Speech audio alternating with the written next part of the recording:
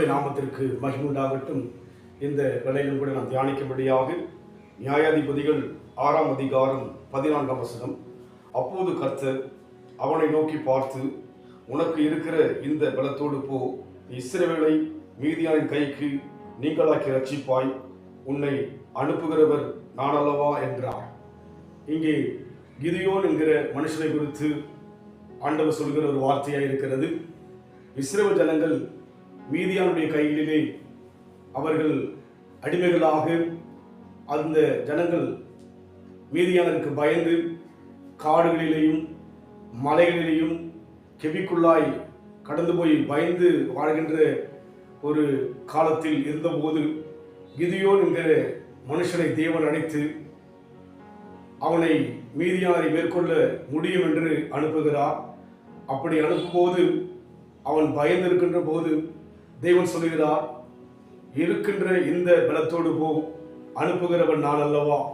இன்றைக்கு நம் வாழ்க்கையில் கூட அநேக பிரச்சனைகள் ஊடாக, அநேக தடுமாற்றின் ஊடாக கடந்து போகும்போது நாம் கலங்கி விடுகின்றோம். இருக்கின்ற வண்ணமாகவே தேவன் சொல்கிற வார்த்தையை கேட்டு நாம் காரியங்களை செய்யும் போது நிச்சயமாகவே அது நமக்கு ஜெயமாய் மாறும். நம்முடைய சுய பலத்தால், நம்முடைய சுய ஞானத்தால் நாம் செயல்படாதபடிக்கு ஆண்டவருடைய ஆலோசனை பிரகாரமாக ஜெபத்தோடு தேவனை நம்பி தேவன் சொல்கிற காரியத்தில் நாம் செயல்படும் பொழுது நிச்சயமாகவே கிதியோன் எப்படியாக மீதியானரையும் அமிலேக்கரையும் கிழக்கத்து புத்திரரையும் மேற்கொண்டாரோ, அதுபோல நம் வாழ்க்கையில் வந்திருக்கிற எல்லா பிரச்சனைகளையும் மேற்கொள்ள முடியும். காரணம், தேவன் நம்மோடு இருக்கிறார். இருக்கின்ற அந்த பலன் போதும், இருக்கின்ற உங்கள் நிலைமை போதும், இருக்கின்ற உங்கள் சூழ்நிலை போதும். தேவன் உங்களோடு கூட இருந்து அனுப்புகின்ற ஒவ்வொரு காலத்திலையும் தேவன் ஜெயத்தை கொடுப்பார். அதை தான் இங்கே கிதியோனுக்கு தேவன் சொல்லுகிறார், அனுப்புகிறவர் நான் அல்லவா என்று சொல்லி. அனுப்பப்பட்ட போது அவர்கள் உலக பார்வைக்கும் அங்கிருக்கிற அநேகர் பார்வைக்கு அவர்கள் அற்பமாயிருந்தார்கள். ஆனால் தேவன் அவர்கள் வாழ்க்கையில் அதிசயம் செய்தார். அதுபோல இன்றைக்கும் கூட நம்முடைய தேவன் உங்களுக்கும் அதிசயம் செய்ய, உங்களுக்கும் அற்புதம் செய்ய அவர் ஜீவனுள்ளவரும் உண்மையுள்ளவராய் இருக்கிறபடினாலே இருக்கின்ற வண்ணமாக காரியங்களை செய்வோம். அனுப்புகிறவர் பிரச்சனையை மேற்கொள்ள அவராய் இருக்கிறபடினாலே நாம் கலங்காதபடிக்கு கர்த்தரையை நோக்கி பார்ப்போம். அவர் நமக்கு முன்பாக செல்கிறவராய் இருக்கிறார்.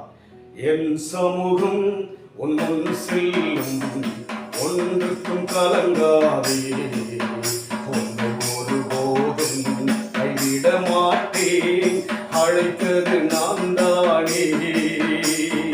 என் சமூகம் ஒன்றும் செல்லும், ஒன்றுக்கும் கலங்காதே, ஒருபோதும் கைவிட மாட்டேன், அழைத்தது நான் தானே. ஆடுகள் பின் நடந்த அந்த தாவீதை அழைத்தவன் நான். ஆடுகள் பின் நடந்த அந்த தாவீதை அழைத்தவன் நான். ராஜாவை தள்ளி உன்னை ராஜாவையாக்கும் ராஜாதி ராஜனும் நான். என் சமூகம் முன் செல்லும், ஒன்றுக்கும் கலங்காதே, உன்னை ஒருபோதும் கைவிட மாட்டேன், அழைத்தது நான் தானே. வார்த்தையை கொடுக்கிறவர் தேவனாய் இருக்கிறார். மனித வார்த்தைகள் மாறி போகலாம், அவர் சொன்ன வார்த்தை மாறாது. அவர் சொல்ல ஆகும், அவர் கட்டளையில் நிற்கும். அன்பின் ஆண்டவரே, எங்கள் வாழ்க்கையில் இருக்கின்ற நிலைமையிலேயே எங்களை ஒப்புக் கொடுக்கிறோம். நீர் எங்களோடு கூட இருந்து அனுப்புகின்ற ஒவ்வொரு இடத்திலும் ஜெயத்தை கொடுப்பீராக, மேன்மையை கொடுப்பீராக. உம் ஜனமாய் நாங்கள் வெட்கப்பட்டு போகாதபடிக்கு எங்கள் வாழ்க்கையில் அற்புதம் செய்வீராக. ஆசீர்வதிங்க இயேசுவின் நாமத்தில் பிதாவே, ஆமென். கர்த்தர் ஆசீர்வதிப்பாராக.